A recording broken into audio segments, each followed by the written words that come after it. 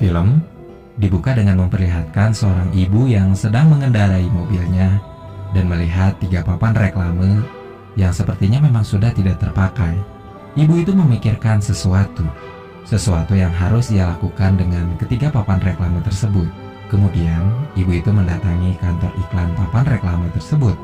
Ternyata, 3 papan reklame tersebut memang sudah lama tidak terpakai karena sudah jarang orang melewati jalan semenjak adanya tol baru. Tapi, ibu itu ingin menyewa ketiga papan reklame tersebut selama 1 tahun, yang dimana sang ibu itu pun membayar per bulannya. Jelas hal itu membuat dia keheranan. Tapi setelah mengetahui apa yang akan diiklankan, orang yang punya ketiga papan reklame tersebut pun mengerti. Jadi ternyata, ibu yang bernama Mildred itu adalah seorang ibu dari Angela Hayes, di mana Angela Hayes mati diperkosa dan dibakar hidup-hidup 7 bulan yang lalu. Di mana sampai saat ini, pelaku belum juga ditangkap oleh pihak kepolisian. Kini, ketiga papan reklame yang sudah lama tak terpakai itu terpasang iklan semuanya, di mana masing-masing reklame hanyalah sebuah kata-kata yang bertuliskan diperkosa saat sekarat, tapi pelaku belum juga ditangkap. Hal itu membuat polisi geram. Mereka tahu maksud iklan di reklame tersebut. Para pihak polisi pun meminta kepada pihak reklame yang bernama Red itu untuk menurunkan iklannya. Tapi sepertinya hal itu tak akan dilakukan oleh Red, karena apa yang dia pasang tak melanggar hukum apapun.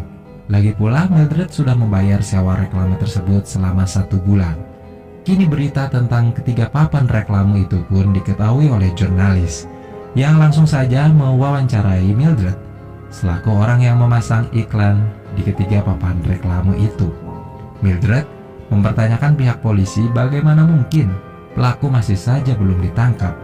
Yang jelas saja berita itu kini ditonton oleh orang banyak, termasuk oleh para polisi yang bertugas di lokasi di mana mayat Angela Hayes ditemukan.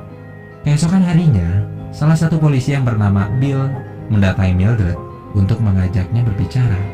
Bill bilang, ia sudah melakukan semua yang ia bisa untuk menemukan pelaku pembunuh anaknya. Tapi pelaku itu memang tak bisa ditemukan. Ditambah tak ada seorang pun saksi yang melihat kasus pembunuhan tersebut. Bill meminta kepada Mildred untuk menurunkan iklan di papan reklame tersebut. Tapi Mildred tak menginginkan hal itu. Ia tahu, mungkin ini satu-satunya cara agar pelaku itu bisa ditangkap. Karena mungkin saja dengan adanya kejadian ini banyak orang yang akan tahu kasus pembunuhan anaknya. Tapi tampaknya apa yang dilakukan oleh Mildred bukan hanya polisi yang menentangnya, tapi juga hampir semua penduduk di kota itu. Bahkan salah satu dokter gigi di sana pun mengajukan tuntutan kepada polisi untuk menurunkan ketiga iklan di reklame itu. Dan juga bahkan anaknya Mildred, di mana dia adalah adiknya dari Angela Hayes, pun menginginkan hal yang sama. Setiap kali melewati papan reklame itu, bayangan akan betapa mengerikannya kakaknya dibunuh selalu menghantuinya. Bill selaku pimpinan dari pihak kepolisian di kota itu pun terus mencoba berbicara kepada Mildred untuk menurunkan ketiga papan reklame itu. Karena sebenarnya Bill umurnya tak akan lama lagi. Ia menderita kanker pankreas. Jadi inilah masa-masa terakhir Bill bertugas di kota itu, di mana hampir seluruh warga di sana begitu menyukai Bill. Jadi mereka tak ingin pada akhir masa hidupnya Bill harus menanggung segala beban akibat Mildred memasang ketiga papan reklame itu. Sebenarnya ada suatu hal yang terjadi kepada Mildred dan Angela sebelum Angela ditemukan tewas dibakar dan diperkosa. Saat itu Angela ingin pergi ke suatu tempat dan dia meminjam mobil kepada ibunya. Tapi saat itu ibunya tak mengizinkannya dan menyuruhnya untuk jalan kaki. Hubungan mereka berdua memang tak akur.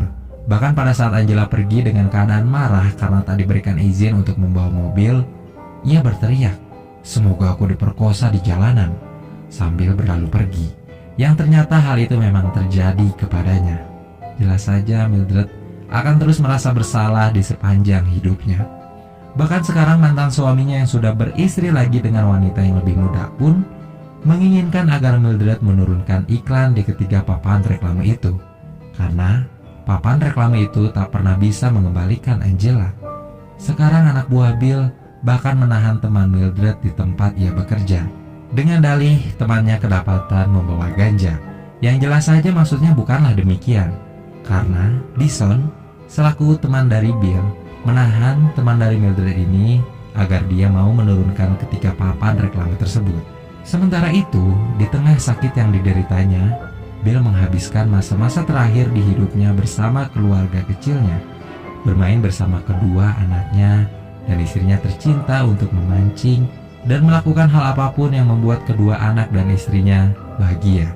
Sampai akhirnya suatu malam, saat ia sudah menidurkan kedua anaknya dan sedikit bercengkrama bersama istrinya, Bill memutuskan untuk bunuh diri. Mungkin menembakkan peluru ke kepala sekarang lebih baik daripada harus tersiksa perlahan-lahan dan akhirnya mati juga. Hal tersebut membuat istrinya sedih bukan main. Bukan cuma itu, teman-temannya yang sesama polisi pun demikian, terutama sahabatnya, yaitu Dison. Ia sangat terpukul atas kepergian Bill. Ini semua salah satu penyebabnya adalah akibat adanya ketiga papan reklame tersebut. Jadi, dengan penuh emosi, Dison menghampiri Red dan langsung melemparnya keluar jendela, di mana kejadian itu dilihat oleh seseorang yang ternyata orang itu adalah kepala kepolisian yang baru untuk menggantikan Bill. Alhasil, Dison pun kini dikeluarkan dari kepolisian. Beberapa hari kemudian, istri dari Bill datang menemui Mildred di tempat kerjanya. Dengan penuh emosi, istri dari Bill itu marah kepada Mildred. Tapi bukan itu tujuannya ke sana. Tujuannya adalah untuk memberi Mildred surat dari suaminya yang sudah dibuat sesaat sebelum Bill melakukan bunuh dirinya. Isi surat itu membuat Mildred terharu sekaligus sedih. Sebenarnya, Mildred tak ada maksud untuk membuat Bill tertekan. Ia hanya ingin pelaku pemerkosa sekaligus pembunuh anaknya ditangkap. Tapi justru hal-hal lain membuat ini semakin rumit. Di surat itu, Bill meminta maaf kepada Mildred karena tak bisa menangkap pelaku dari pembunuh anaknya. Beberapa kasus memang ada yang tak akan pernah selesai, tapi Bill berharap Mildred segera menemukan pelaku dari pemerkosa sekaligus pembunuh dari anaknya. Sebagai permintaan maaf, Bill membayar sewa ketiga papan reklame itu untuk bulan berikutnya. Lalu suatu malam, saat Mildred pulang dan menjemput anaknya, ia lihat ketiga papan reklame itu terbakar. Ya mungkin saja itu memanglah dibakar seseorang yang entah itu siapa. Mildred langsung keluar dari mobil dan berusaha keras untuk memadamkan api di papan reklame itu. Tapi Mildred tahu hal itu sudah terlambat. Api itu sudah menghanguskan semuanya. Mildred benar-benar marah atas kejadian tersebut. Ia kecewa. Kenapa banyak orang yang tidak suka atas apa yang dia lakukan? Padahal dia hanya ingin pembunuh dari anaknya tertangkap. Lalu, suatu ketika Dison ditelepon oleh temannya yang sesama polisi kalau Bill memberi Dison sebuah surat. Tapi alangkah lebih baik kalau surat itu diambil ketika malam saat semuanya sudah pulang. Jadi kepala polisi itu tak akan mengetahui kalau Dison kembali ke sana. Malamnya, Dison pun datang ke kantor polisi itu dan membaca surat yang ditulis oleh Bill, sahabatnya yang meninggal karena bunuh diri. Tapi di seberang kantor polisi itu ada Mildred yang sudah siap untuk melemparkan api ke kantor polisi tersebut. Sebelumnya, ia sempat menelpon dulu nomor kantor polisi, memastikan agar tak ada siapa-siapa di dalamnya. Tapi Dison tak mendengar. Jadi Mildred pun membakar kantor polisi itu. Dison yang kaget tiba-tiba ada api di belakangnya, langsung menyelamatkan sebuah dokumen, lalu loncat melewati api. Di sana Mildred kaget kalau ternyata ada Dison di dalamnya. Ditambah ada sesuatu yang membuatnya merasa sedih, yaitu Dison ternyata menyelamatkan dokumen atas kasus pembunuhan anaknya, yaitu Angela Hayes. Kini Dison dirawat akibat luka bakar yang dideritanya. Ia dirawat satu ruangan bersama Red, seseorang yang ia lempar dari jendela. Dison pun akhirnya menyesali perbuatannya dan meminta maaf kepada Red. Meskipun masih ada rasa kesal di dalamnya, tapi Red tetap memberinya minuman. Sementara itu, seorang petugas yang memasang ketika iklan papan reklame waktu itu pun datang ke rumah Mildred. Dan ternyata, mereka memang selalu menyiapkan duplikat jika terjadi suatu kebakaran di papan reklame. Jadi, papan reklame itu kini dipasang kembali. Suatu malam, saat Dison sudah diperbolehkan untuk pulang, menghabiskan malamnya di sebuah bar untuk merenungkan semua yang ia lakukan. Semua penyesalan karena bertindak bodoh dan tidak bertanggung jawab. Surat yang ditulis oleh Bill kepadanya membuat Dison sadar. Meskipun saat ini ia sudah bukanlah seorang polisi, tapi sesaat kemudian datang dua orang lelaki dan duduk di belakangnya. Mereka berbicara satu sama lain, di mana salah satunya membicarakan tentang apa yang ia lakukan sekitar 9 bulan yang lalu, di mana ia memperkosa seorang wanita lalu membakarnya. Dison yang mendengar hal itu lalu memutuskan untuk keluar dari bar.